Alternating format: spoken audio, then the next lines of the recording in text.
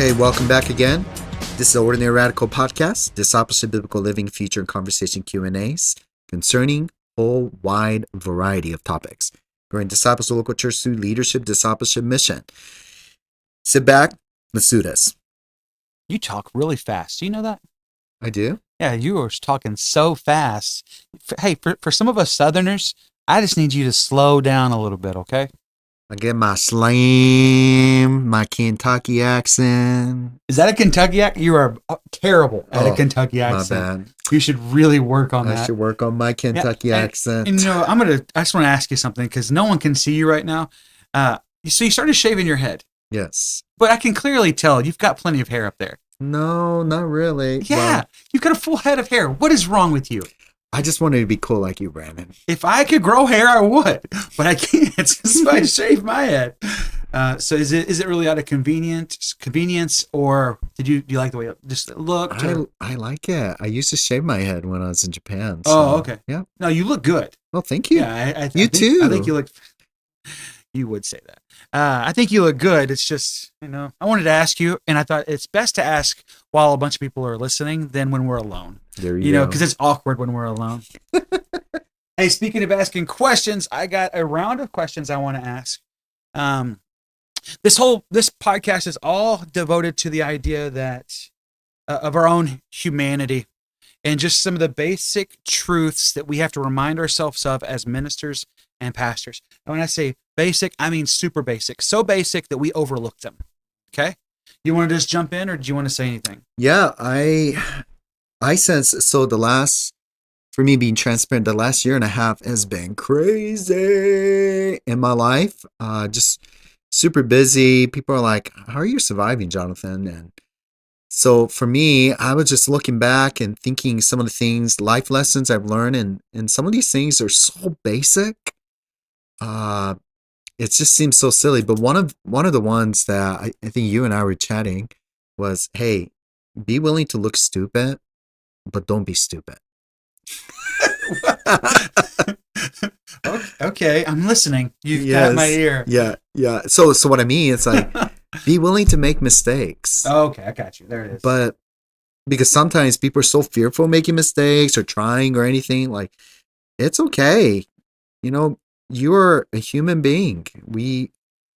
That's what God expects out of us. And I think sometime in a performance-based culture, we get afraid and we don't want to try. Why try even if you can't do it well? So for me, I've learned the lesson that we all make mistakes. Let's just learn from it. So that's the statement, right? There's the proverb, the pastoral proverb for you. Learn from your mistakes, right? And be willing to step out. Be willing to try something new. At the same time, don't feel like you have to reinvent the wheel, right? I like it. Here's another one for me. I am only human.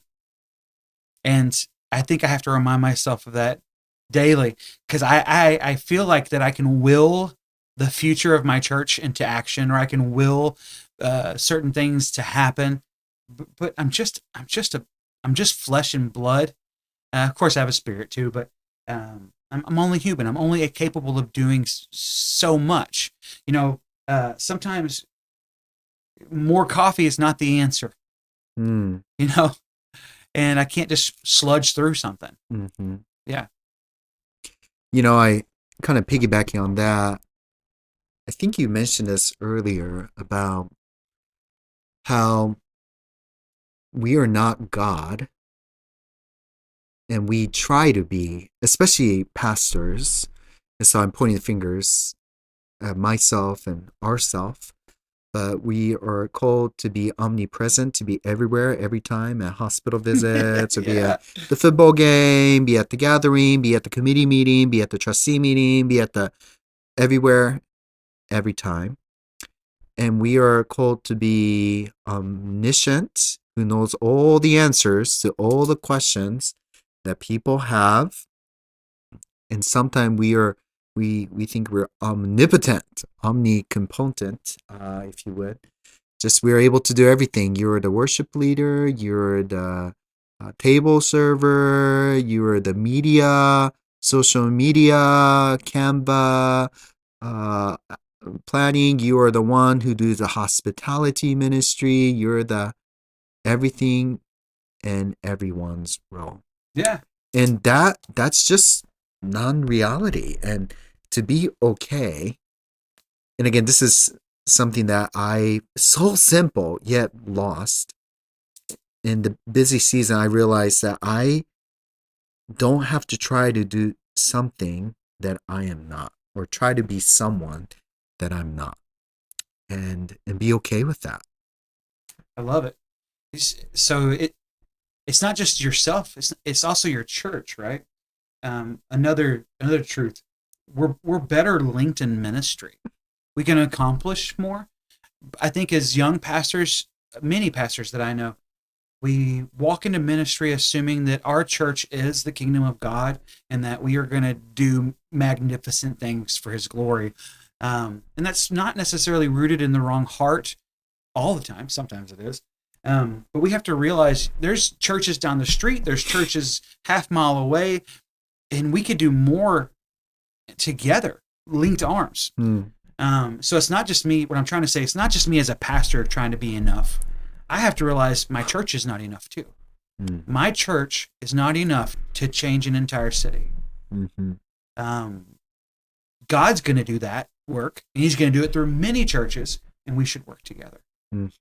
So that's another truth that I found. Yeah. Going back to you're human being, you're not a human doing. Oh, yeah. So simple. Yeah. Wow. Profound. A counsel that we need to remember. I can almost hear the sigh of people like, yeah, Jonathan. But I mean, realistically, how do we introduce ourselves? I'm at gatherings at a work-related thing. They would say, tell me your name and what do you do? Your role. Yeah. Somehow what you do is your role and that defines you. But I'm reminded, I need to be reminded, I am first and foremost a child of God, of Jesus. Number two, I'm a husband to Kennedy. And I'm the father of my 4 beautiful children. And then on top of that, I have the blessing to be a pastor over church. And but so often we mix that, which then our priority changes too. And we've heard this in seminary. Students, it's always God first, family, and then ministry. I think there's this oxymoron understanding of the human doing because of the human being, and we need to come back to that and preach it again and again and again and again. Starting, maybe not even a congregation, starting with us. So even there, the greatest gift I can give, going back to my family, and one of the greatest mistakes I've made was saying yes to ministry and saying no to my family. So for me, saying no to ministry is actually saying yes to my family. And the truth of the reality is this. My church doesn't need me. My job doesn't need me. Even though they value me and I appreciate, I'm thankful for that. I'll take a cup of kindness. But I didn't say on my wedding day, whether sickness or in health or rich or poor, death do us apart, my job. Kennedy only gets one Jonathan, and my children only gets one dad. And I think in the busy season of life, I've learned, okay, going back to human being, human doing, that, wow, there's a sense. And often when I talk about that, people say, but you're so young and you already know this. I've learned the hard way. I wish I could say I've learned this long ago, read it in the book. I've learned it the hard way through the hard means that I'm a child of God. I'm a husband, I'm a father, and then I'm a pastor. And those first 3 things matter so much more to God than how much success I have in ministry. Man, that's good. And I hadn't thought about how you usually say, hello, I'm such and such, and I do this as my job. What if we just started saying like something we enjoy? Hi, my name is Brandon, avid Mexican food eater. I think that'd be great. And you would learn something about people. Oh, yeah, absolutely. Okay, let's just change the world together. Okay, guys? your name and something you enjoy. Go into the comments and put your your name and something you Let's enjoy. do it. So whenever you were talking about having proper boundaries, which is a great truth bomb, we need that in our own humanity. Another component of that truth is the church will still be there when I get back to it. Mm-hmm. Right?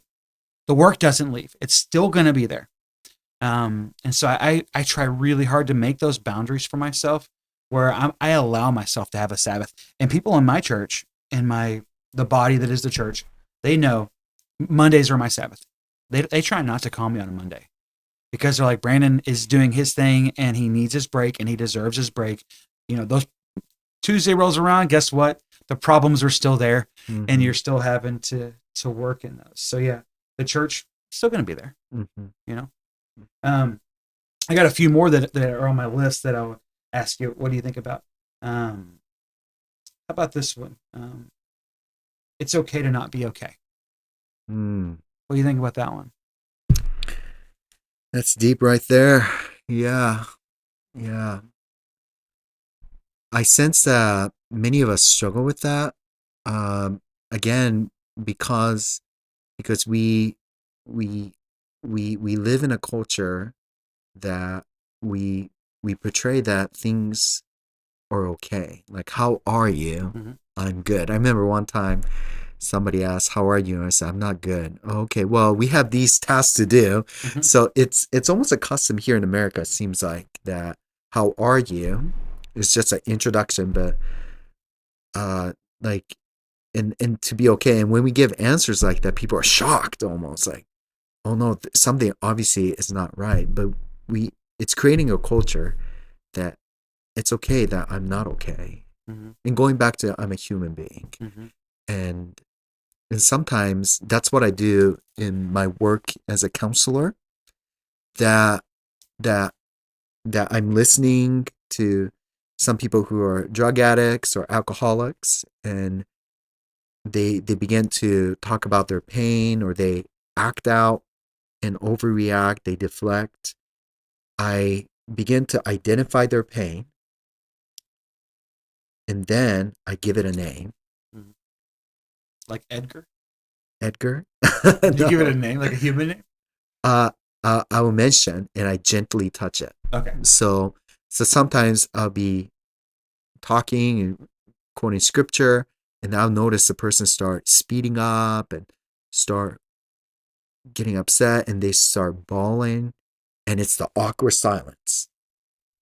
And I say, "Hey, brother, I see those tears." Suddenly start coming out. Well, my daughter abandoned me and I can't get in touch. I'm just overwhelmed. I just don't get it. Suddenly the real problem, again, I identified the pain that was there. I gave it a name. I see those tears. And I gently touched it. And it's amazing because he was not okay. And I just named it, made a statement. And suddenly it came out. Floods of emotion, floods of past pain, floods of church hurt that he felt. And it was pretty incredible. But I've learned that in a busy season of life where, wow, so much of pain can come out in how people react or what people do or cope. And try to identify by saying, it's okay not to be okay. Yeah, and I think in church, we tend to look at each other as friends in church, but we probably are more like acquaintances. Because an acquaintance you can laugh with, but a friend you can cry with. So how many people, those listening, how many people do you have that you could call at 2 a.m. in the morning and could just cry with them and hurt with them? That's a friend. We need more of that. So it's okay not being okay. You also said earlier, Jonathan, about how ministry is a performance-driven atmosphere.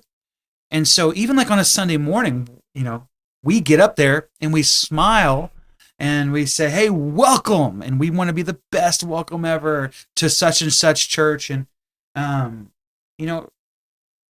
what's it like to not be okay even in those moments? You know what I mean? I remember one Sunday, It was actually a Saturday evening service. Man, I was broken.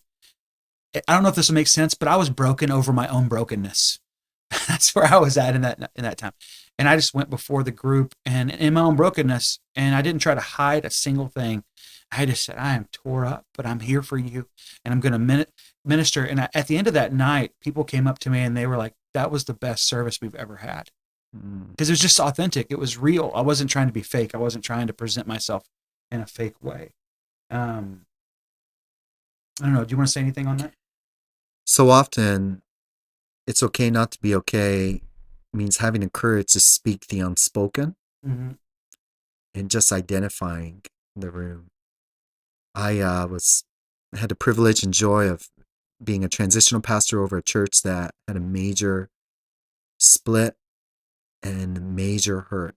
Mm. And the church was deeply hurt, and they were fighting, they were quarreling, and there was just chaos. And I just walked in the room, I looked around, and I said, brothers, sisters, friends, this is just awful, isn't it? And suddenly just everybody just sighed. Like, it was obvious, but it was like, this is where we're at. And scripture speaks about the art of lamenting. Mm-hmm. And it's an art that has been so lost in the church. It doesn't mean we express it in unhealthy ways or suppress it or repress it, but we confess it.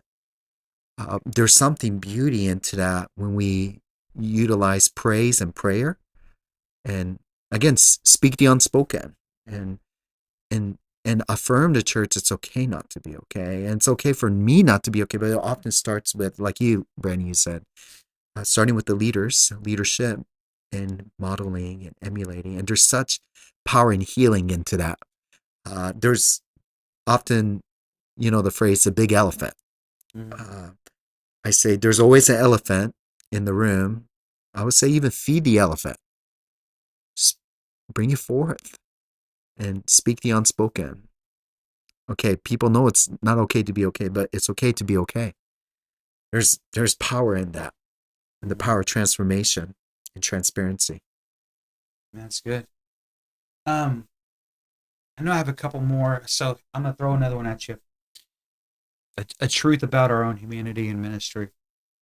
I will make mistakes, even big mistakes. Mm.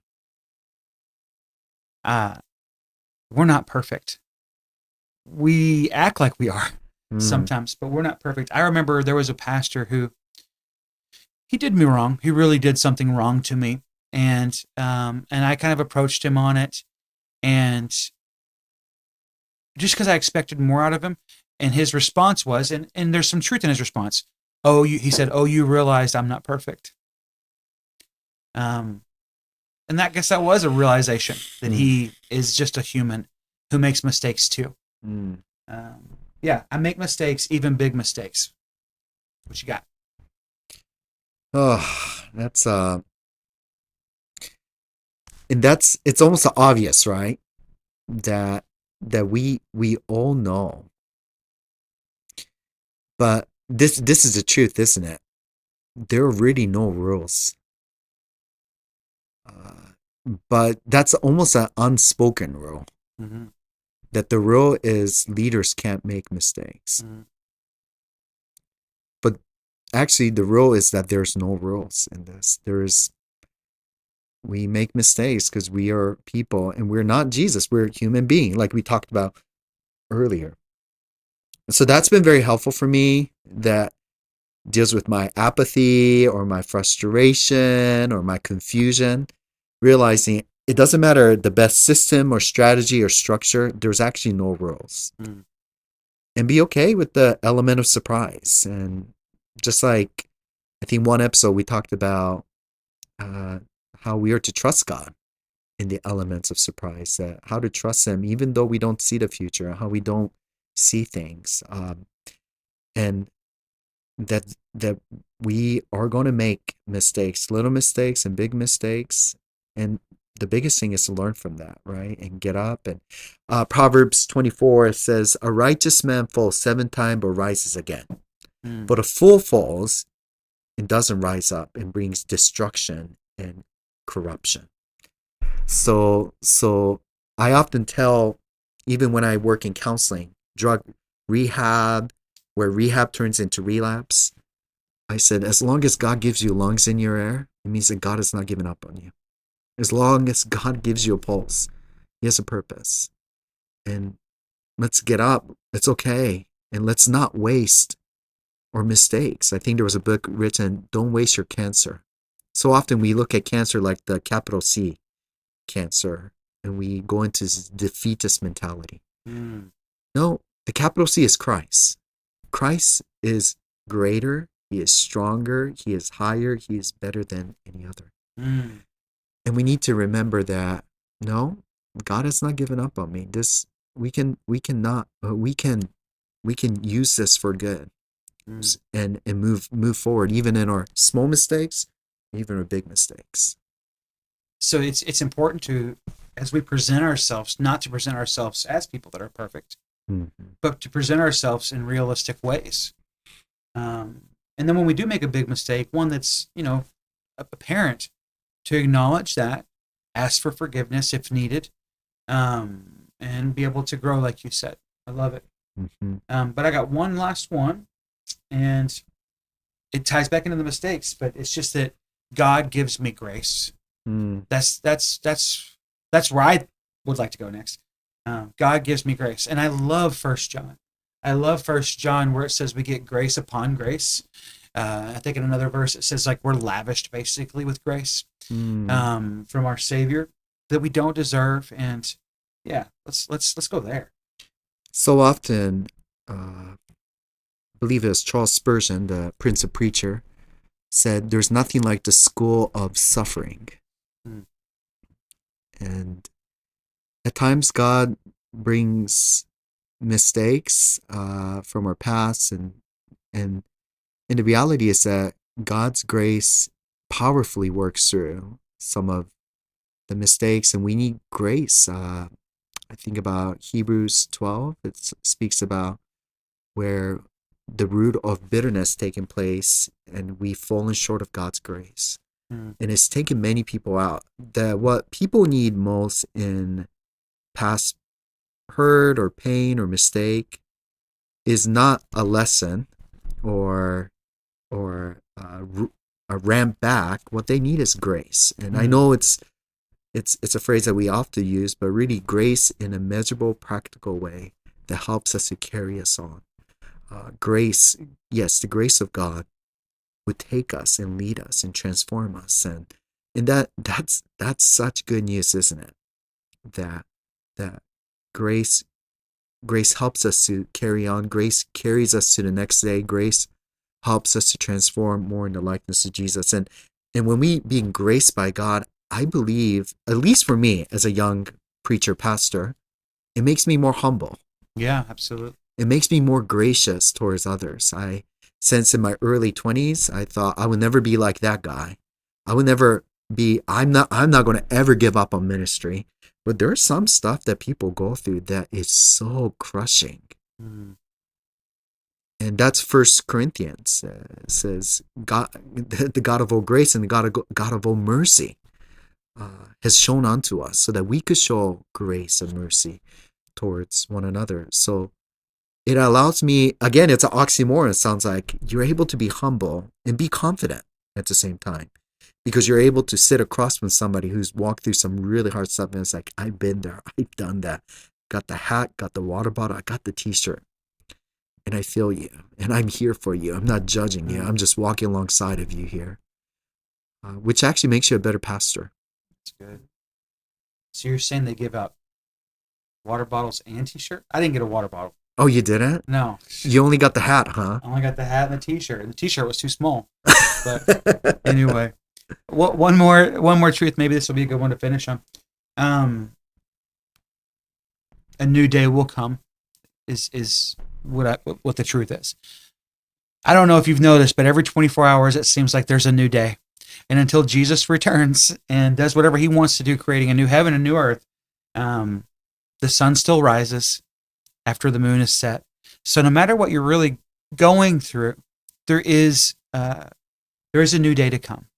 And I remind myself of that, and I'm thankful for that. And perhaps God created history like that to remind us that life still continues. We still pursue. I'm still a child of the King, no matter what. Yeah. Just again reminded that Jesus meets us where we're at. Mm-hmm. He invites us to his table. He welcomes sinners like you and I. And the good news is, what was it? Is it J.I. Packer who wrote the book Root of Righteousness? He said it's doubtful that God can bless a man richly until he has broken him deeply or hurt him deeply. And grace abounds. Where sin abounds, grace abounds even more. Though our sin there are many, his mercy is even more. And through those moments and through those lives, we are able to see. I was reminded of this technique. It's kintsugi in Japanese. It's a technique. As I see just in front of me, you have a beautiful plant and a bonsai. Bonsai, yes. And so often in Japan, there's this ancient technique that they break a pot, which people say that's useless, throw it away. They've used these gold and glue and they put it back. And actually what happens, that broken pot fixed with the gold, kin is gold, tsuki is connect. It brings way more value of what that is. And that's the thing, as ministers of the gospel, as followers of Jesus, as disciples of Christ, God uses those moments to make us more conform in the likeness of Christ. And we're not the same person as before. And you may say, well, I'm not the man I ought to be, but I'm not the man I used to be. Yeah. And that's the good news of the grace of God, in the mercy of God, in the love of Jesus that carry us on. And knowing that there is a tomorrow, knowing that there is another week, and no temptation overtaking us, which is common to man. God is faithful. He does not allow us to be tempted beyond our ability to bear, but he always makes a way of escape. 1 Corinthians 10:13.